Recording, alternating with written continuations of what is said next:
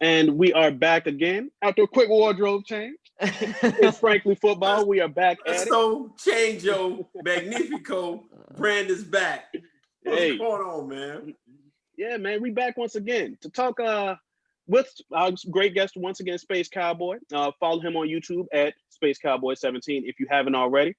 Um, we're here to talk about not just the upcoming battle against the Cardinals on Monday, but we're gonna get into a little creative talk. The trade deadline is coming up soon, and all three of us are of the opinion that we want the Cowboys to make a push, grind as hard as they possibly can, and make it as deep into potentially the playoffs as they possibly can, because this division is admittedly weak. What moves are you guys looking to make to try to make that happen? Go with it, Space. I already kind of teased it in the first part. There's a man on the Denver Broncos by the name of Justin Simmons. He is their free safety. He actually recently just got an All-Pro last year. I mean, he's been pretty good for them thus far. I would love for Dallas to pick this man up. Now, admittingly, he is not on a second contract yet, and you would have to give him that, but I would have no issues giving him a second contract. This man is something that the Cowboys have needed. They need a ball hawk safety, and he's kind of those right now type of players that could plug in and probably do well. Another guy drop the name just in case they haven't watched the first video yet. If you haven't watched part one.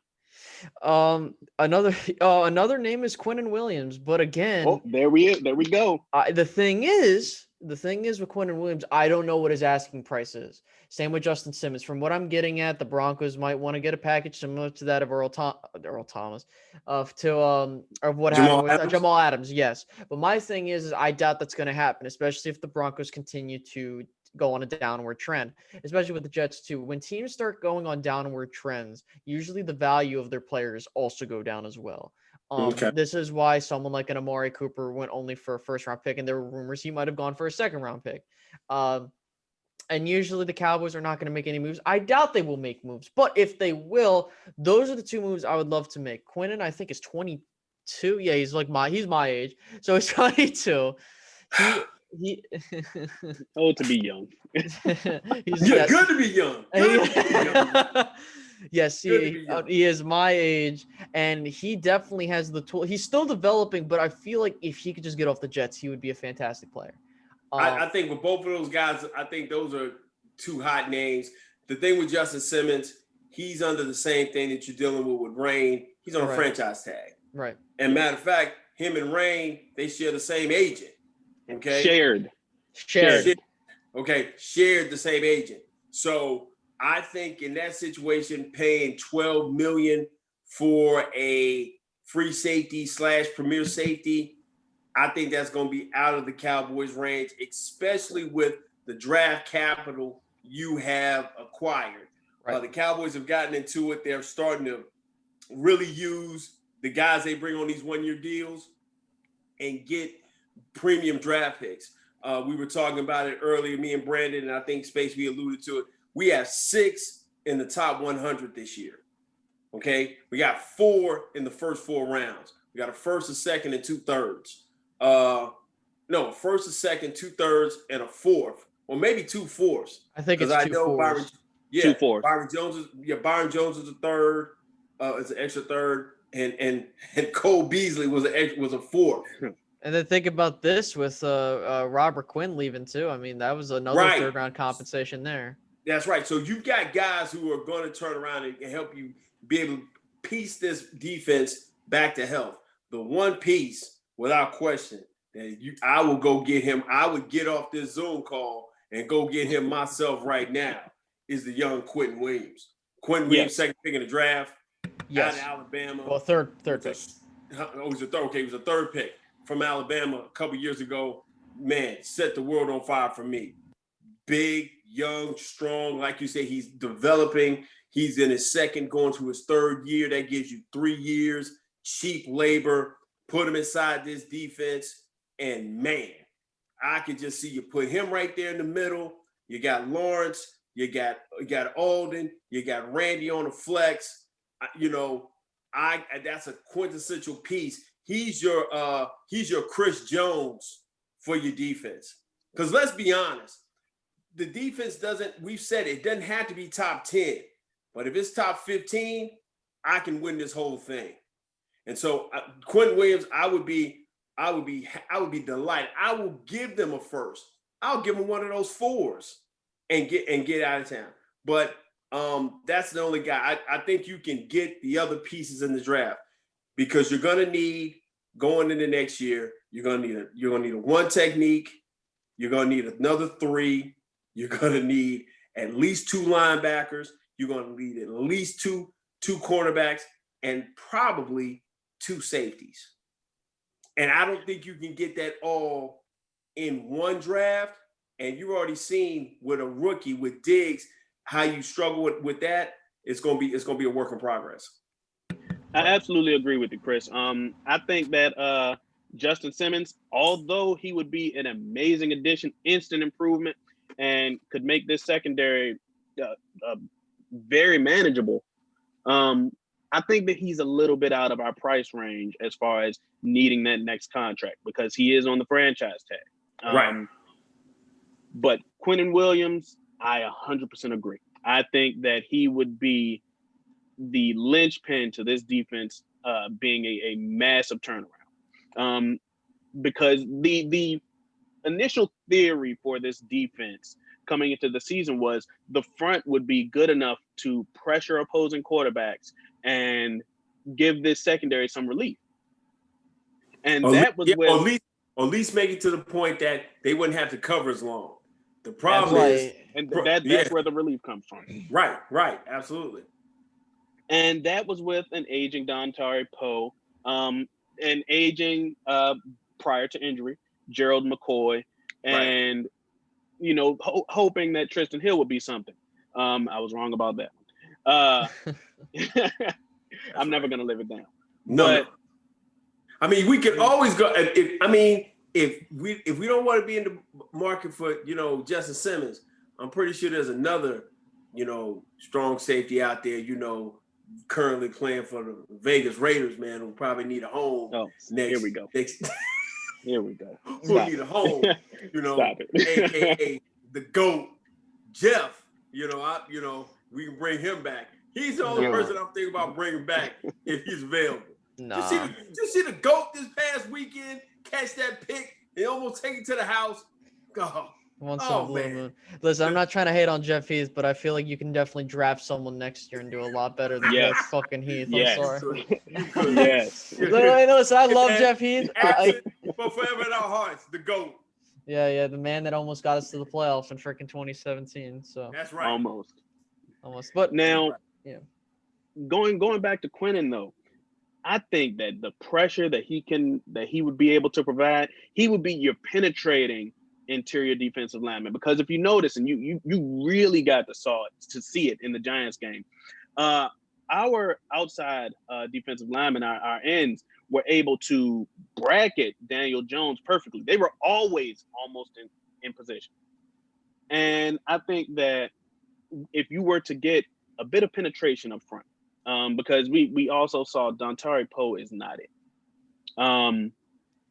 He isn't able to get the penetration, and he doesn't have the speed that he did in his younger days. He was looking like a sack of bricks, a garbage can full of dirt, if you will, trying to chase Daniel Jones and the Giants running backs.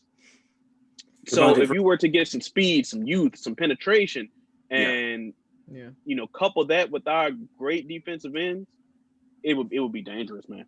I think it would be a good thing. But I think if you don't make a move there, and like you said, we got Randy coming back, but because you lost Tristan, Neville's going to be on a kind of pitch count because he's starting. He was active.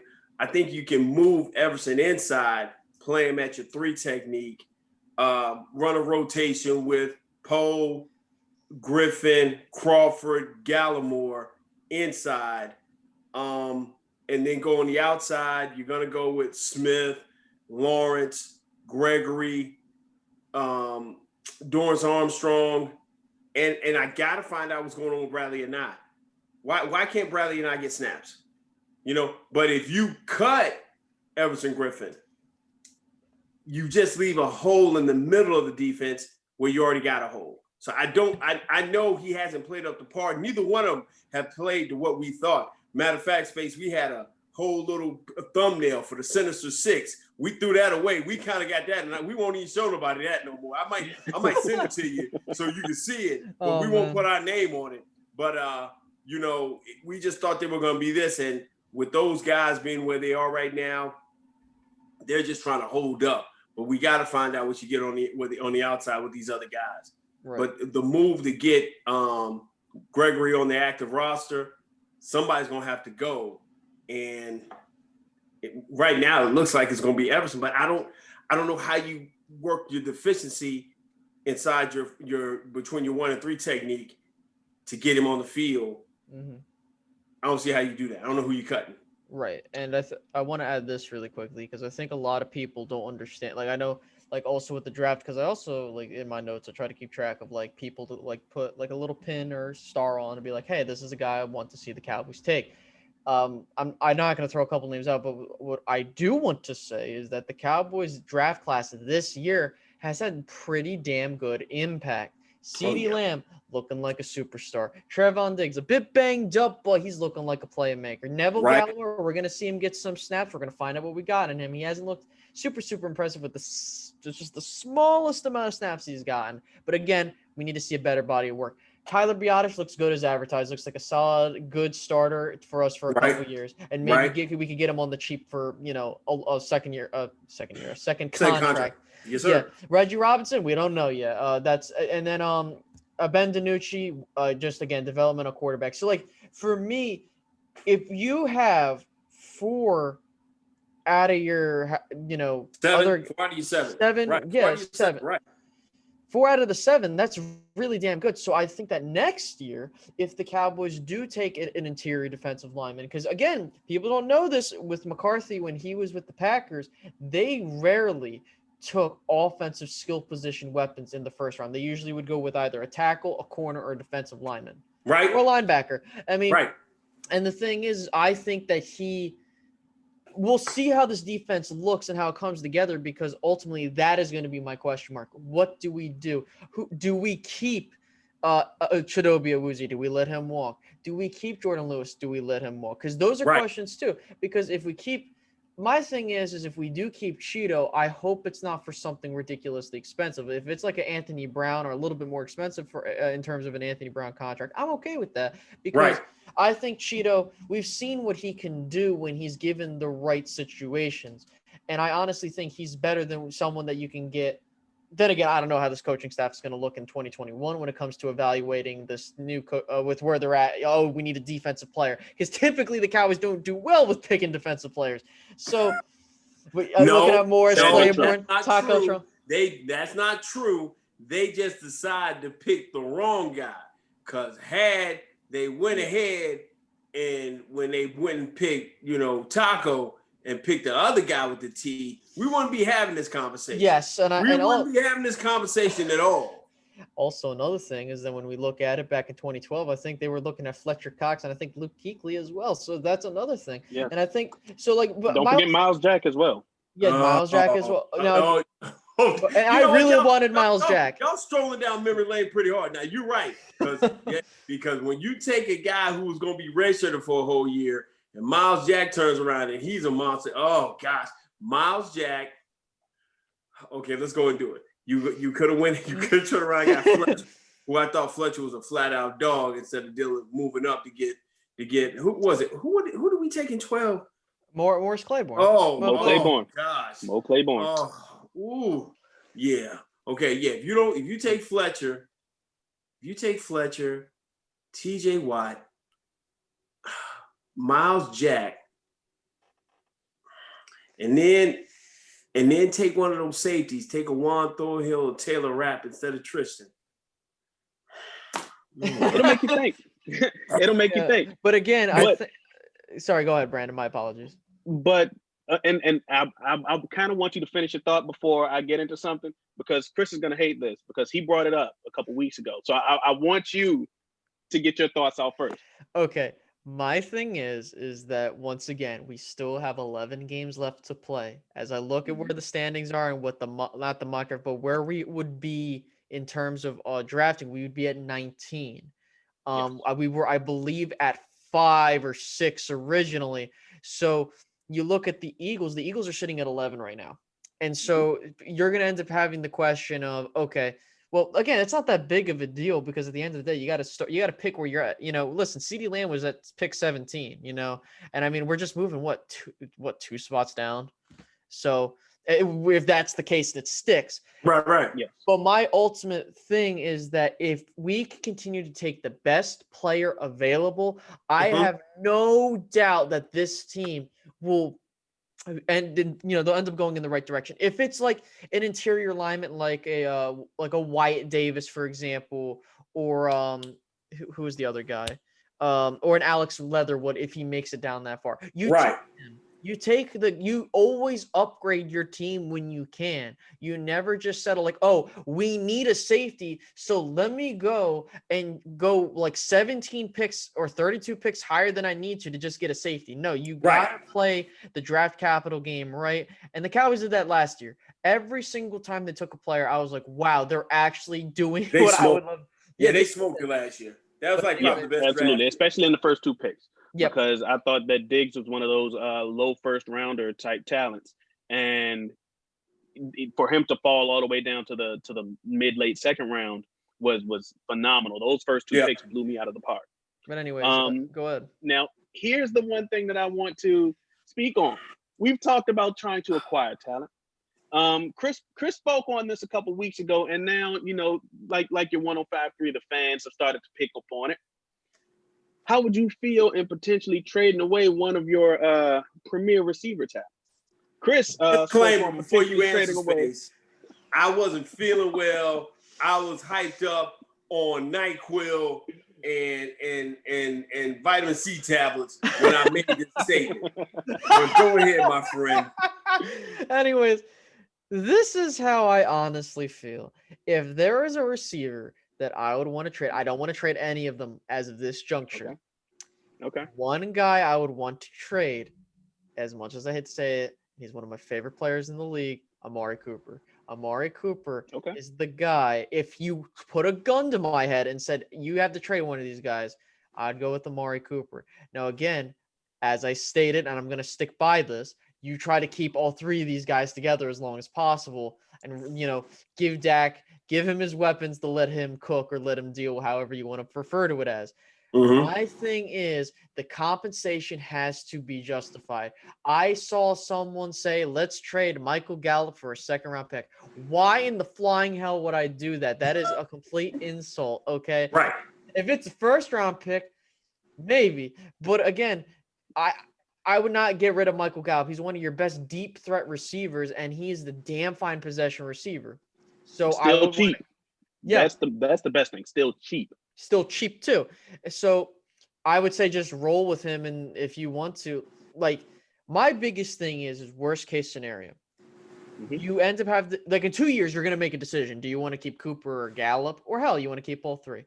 I would say if Gallup keeps trending up the way he has, you might have to end up being like, I'm sorry, Amari, we're going to trade you for an asset while you still have a top, you're still a top receiver. Because CeeDee Lamb, I did a video on this when we drafted him. He provides so much flexibility for the Cowboys in the future, like in terms of like us dropping someone or trading for an asset to help us later down the line. And I guarantee you that someone might say like, oh, what about Michael Gallup for Quinn Williams? No, I'm not giving him Michael Gallup right now because I want him for his services for the next 2 years. And then worst case, you let him walk and you get a 3rd-round compensation pick back from him. I hear you. Here's the deal. What's going to happen at the bye, you're going to hear 2 contracts come out. One for Aldon Smith. We're going to put him in cloud, close him in a closet, and sign him for some more money. And you're going to go ahead and get Michael Gallup while you can. I agree. Yes. You get him on the cheap right now. I would love it. This is I would love it, but the thing you're looking at is in 2021, all your guaranteed money is out the way for Amari. You can buffet what you have right now, because let's just look big picture, and we'll probably do another show. We're definitely gonna do one for the bye week and look at a lot of this stuff we're looking at. Cap's gonna go down. You've got to put X amount of dollars aside. You got to put X amount of dollars aside for rain. You get those 2 contracts taken care of, you're good. And then Amari will be to the point, all his guaranteed money will be out the way. And what Amari Cooper will turn out to be, he will be the Tyrone Crawford of the wide receiver core. You'll say he's making X amount of dollars, right? But you'll say, but such and such and such is better than him, but he provides so much value and does so much stuff, you'll understand the reason why you're paying him. Right, exactly. You'll understand why you're paying him. So, because he'll still dictate coverages. He'll still be relatively in his prime. But more important, like you did say, Space, and Brandon, you said this earlier, he will be an asset piece that you can trade away, get a first, maybe a second to bring in a piece that you need to make that push in 2 years. And in 2 years, with the progression of Gallup, with the progression of of Lamb, you'll be able to go forward, and you'll still be able to bring back a Cedric Wilson dirt cheap. You can find another blocking tight end, a blocking wide receiver, big body wide receiver in Noah Brown somewhere else, but you'll be able to bring back Cedric Wilson dirt cheap because you had him as a 6. Right. Now I want to give a little context, just for everyone who isn't contract guy like I am sometimes. After 2021, there's a potential out in Amari Cooper's contract that would leave only $6 million in dead cap space. I think that in itself is a very valuable trade piece, because whoever you trade him to for whatever amount, there is very little on the line for him. Yep. That as far as keeping him on the hook. And he will still have 3 years left on his deal. So this is a 3-year contract player who would only have $6 million of dead money. Yep. For a team like who knows how Baltimore's situation may be around then as far as their receivers. For a team like who knows how Cleveland will be long term with their divas, Landry and Beckham, and couple into the fact that Amari Cooper is a very mild-mannered guy, it's invaluable. That could net you a 1 depending on his production, because and this is very, very little known. Amari Cooper had a career year last year. Yep. He's still on top of his game, and prior to Dak getting hurt, he was on pace for another career year. So it only remains to be seen. Personally, I would prefer to keep him because he's gonna be cheap by that time. Mm-hmm. But yeah, like you said, Space, put a gun to my head. Yeah, I'll give him up for a 1. Well, I'm glad ain't nobody sticking y'all up, because I don't want to see him play nowhere else. I love him. I love his demeanor. I love how he handles it. I love the fact of the matter he has all the diva talent, but without the diva attitude. So I love Amari Cooper. I love him there. I think the young wide receivers are learning so much from him because of his ability to teach and learn and be the example. He dictates coverage. He gets your best cornerback, which leaves mismatches everywhere else on the field. Right. And until I see Sedarian move to that tier of being solid number 2, number 1, because we know we went through the by committee thing. Being a number 1, you got to have the ability to be a number 1. I believe Sedarian can be a number 1. I think Michael Gallup is a 1A. I don't know he's a dog, but I don't know if he has that next gear to be a full-fledged 1. I know Amari Cooper's a 1. Right. I know I can put the game on the line. Amari Cooper can go to work. And I think Sedarian's trending that way. So let me continue to groom these guys, get them better, get them more skilled, get them more competent. And then in year 2022, 23, when he is still in his prime, still of great value, and still an asset to my team, if I want to trade him away for a piece, I can. But I think I'm stocking enough capital with signing these 1-year guys, them coming and playing and them going somewhere else and playing and getting comp picks, I think I can continue to do that and build my team the way the Cowboys want to. As we always say, young, explosive, and cheap. Right. Keyword cheap. There we go. And that's the thing. Yeah. Go ahead, Space. No, I was gonna say, like, look, there could be a possibility that maybe now there's two possible situations that could occur. I doubt this would happen, but maybe because CeeDee Lamb starts taking numbers away from Gallup, his price tag starts to drop because now he doesn't have to be like, yo, like, you know what I mean? Like his numbers don't speak. Now that's a possibility because I said that could be a possibility in one of my other videos. Now this one would be, if the Cowboys want to do this route, I wouldn't be super upset if they do the right thing.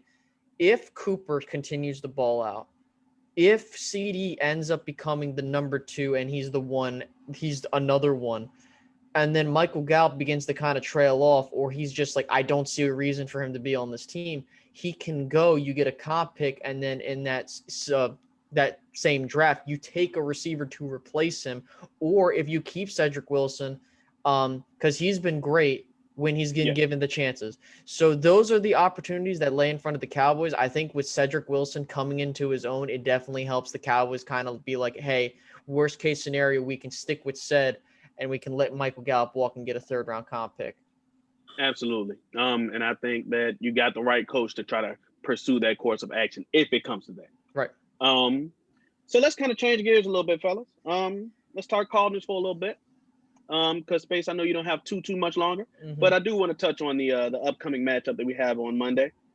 Kyler Murray is itty bitty, and his legs move real fast. How do you think that our defense stands against him and the nuclear Nuke Hopkins?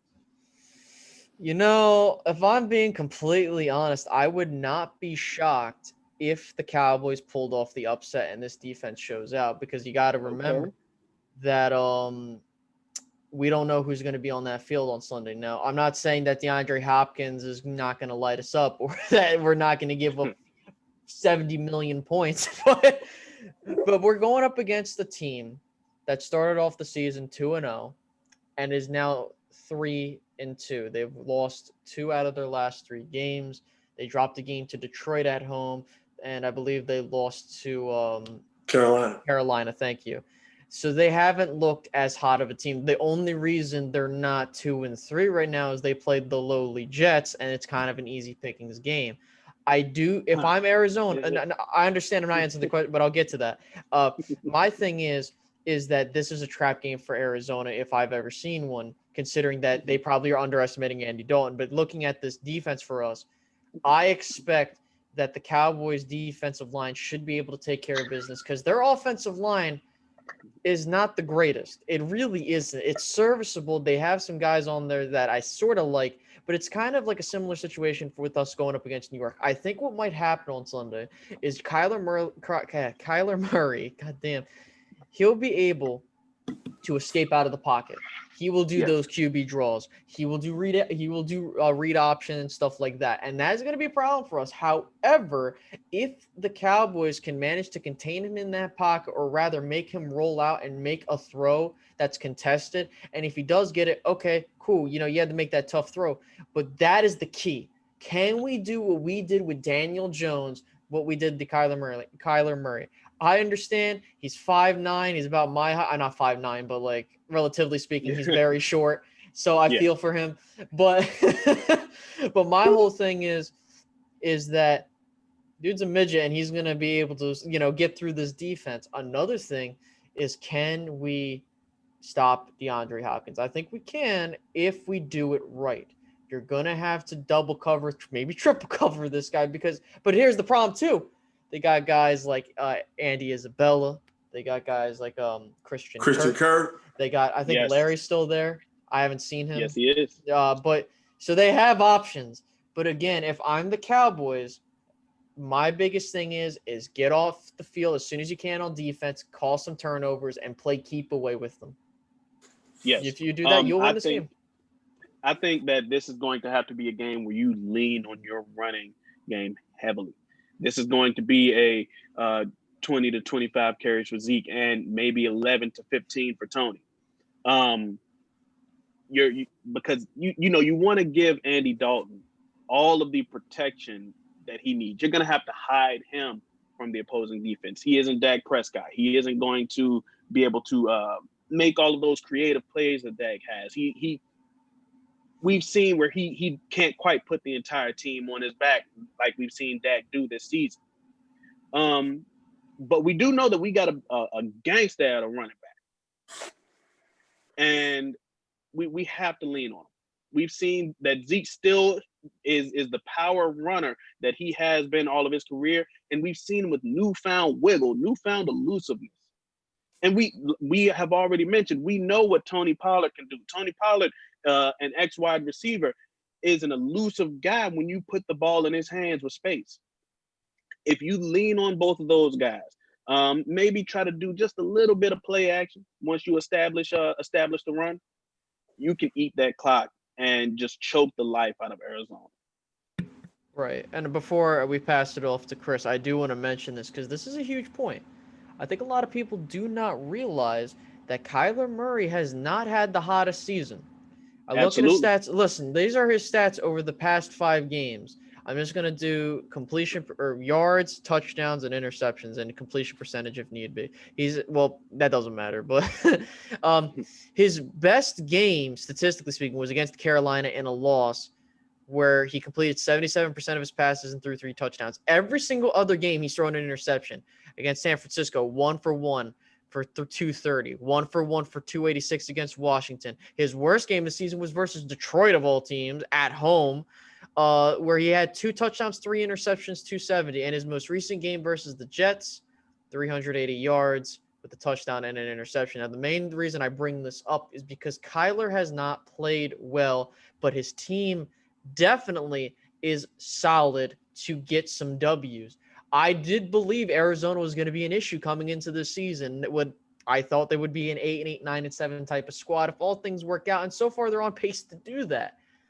But I don't want people to think like we're going up against a world beater right now. I mean, who knows? Maybe the Cowboys do make them look like a world beater, but if the trend holds, you should be able to take care of them.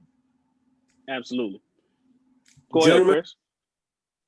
I just watched a team that had scored 18 points in 4 games come into A&T Stadium and give me everything I wanted and then some. I watched them make me have to deal with looking at Greg Zuerlein kick a last-second field goal to beat them. I have little to no faith in my defense right now. I'm scared to death that Kyler Murray, coming back home to Texas, the absolute greatest Texas high school football player ever, showcases his skill on Monday night. It's just set up for it. I need my defense on the field no more than 24 minutes and 59 seconds. If they're on the field longer than that, I am scared to death. I do not need my offense to turn the football over because I need my defense on the field for 24 minutes and 59 seconds. Anything longer than that, I think we're in trouble. But if you can do what you guys have said so eloquently, run the football, control the time of possession, keep Andy at 25 to 30 pass attempts. That's it. I can stay there. I can spread you out. I can get the ball to Pollard in space, Zeke in space. Sedarian's going to be a problem. Patrick Peterson and Amari Cooper going to go at it. That's going to be a battle. I got a chance to win. If I can do that, I can win. And then I can get on a roll and I can win 4 or 5 games. And then I can hear all the I Am Legend monsters come out and said, oh, we're better with Andy than Rain. I'll deal with all that. This game right here is the linchpin to my season. I win this game Monday night. I can push it to be a 3-4 game. I can go 3 or 4 games with wins. My defense will gain confidence, and I'll be able to walk in later down the road. So do I expect us to win Monday night? I'm at about a 5 right now. because I just can't trust my defense, fellas. I feel you on that, and I will say this because I try to say that the stakes for this game, even if the Cowboys do lose this game, I'm going to say this. If Dallas manages to upset Arizona on Monday Night Football, I have no doubt in my mind they're going to go and win the East, because here's why. They play the Washington Football Wizard no-name team, and then they play Philadelphia. This division, I understand this is early to say, and again, this is just going under the hypothetical situation we somehow pull out a win versus Arizona. If we do beat Arizona and we win the next 2 games and we get to 5-3 by some miracle without Dak Prescott, I do think this division is over, because there would be I look at the Eagles schedule. The best I could see them being is probably 2-4-1 or 2-5-1 by the time we play them and beat them. Yeah. Washington and New York would be way too far gone. Yeah. So at that point, if we win this game, I have full confidence Dallas will go and win the East, especially if they beat Philadelphia. I love it. Absolutely. I think they win this game. I think it's a huge confidence boost. I think it's back-to-back games of the defense playing well, them playing complementary football with one another, and I think they start to trust the system more. You get healthier. Jadobi will be back. Brown will have played. Van Der Esch will play. Guess what? By the bye, I can get the often injured but extremely smart Sean Lee back. Mm-hmm. I can get help, and I can piece this thing together and make a run at it. So Monday night, man, it's gonna be a barn burner, man. Mm-hmm. But check this out, man. Close us out, Brandon. Space, man, I cannot thank you enough, man, for coming kicking it with us, man. No. You know, we're not at that level where we can be like the round table. We're not those cool kids. I always say we 3 dudes at the water cooler. That's who we are, man. And we appreciate you coming kicking with us, man. Plug your stuff one more time so people can follow you. Yeah, sure. In case you have not done so, also please make sure to like, subscribe, and here, please make sure to do so, because sometimes we forget to do that. If you guys haven't done so, please make sure to follow me, SpaceCowboy17, on YouTube. Again, just a regular guy talking about football because it's a hobby. And then also follow me on Twitter at SCowboy17, and then on Instagram at TheRealSpaceCowboy17. That's where you could find me. And yeah, man, I really, really enjoyed this talk, fellas. This was definitely fun. Yeah. But yeah, thank you guys so much again for having me on. I'm going to pass it over to Brandon for him to close this thing out. Yes, sir. And hey, if you haven't already liked this video, if you're not subscribed to the channel, shame on you. You should already be. This is Frankly Football. I'm Brandon. I'm setting off Chris, man. Peace.